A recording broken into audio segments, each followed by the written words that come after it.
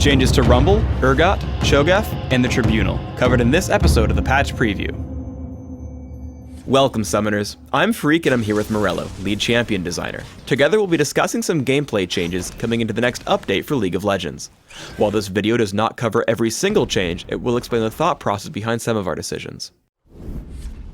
Rumble seemingly came out of nowhere and was suddenly an overpowered champion. In this patch, we'll be lowering the damage amplification from the Danger Zone, as well as reducing the damage of Flamespitter. What's the story here, Morello?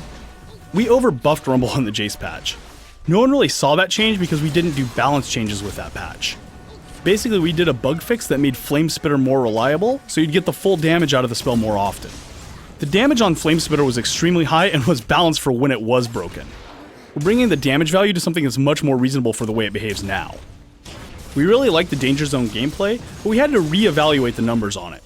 You'll still feel good for using Danger Zone effectively, but not 30% stronger good.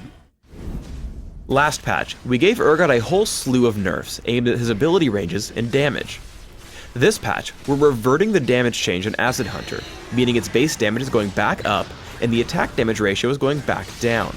Why are we reverting this change? Our goal when balancing champions is to let them shine in their own special niche. Urgot's role is really tanky fighter range carry who assassinates other carries, and we didn't want to change that about him.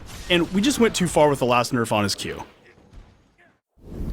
Cho'Gath is one of our oldest champions and he needed a tune-up, so we're making 3 upgrades. We're quickening his cast times, fixing an issue where Rupture's delay before hitting was random, and making his Vorpal Spike scale in size as Cho'Gath himself grows. What do these changes mean for Cho'Gath?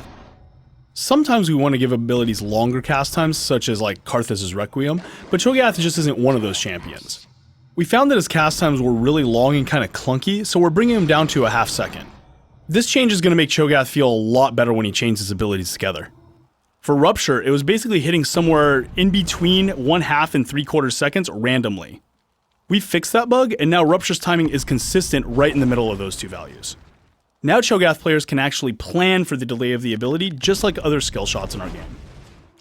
The Vorpal Spikes change really is more for fun.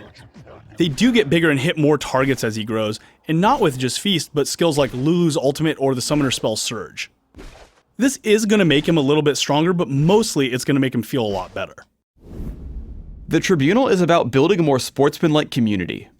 If you find hostile players in your game, remember to report them after the match. When a player receives enough reports, the Tribunal builds a case against him or her for community review.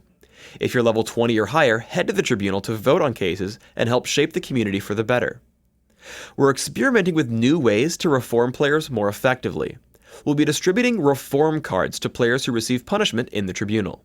Players who get punished will get a link in their email that shows them the case that the community reviewed. This case will contain full chat logs and stats of the games so they can identify the behaviors they need to improve.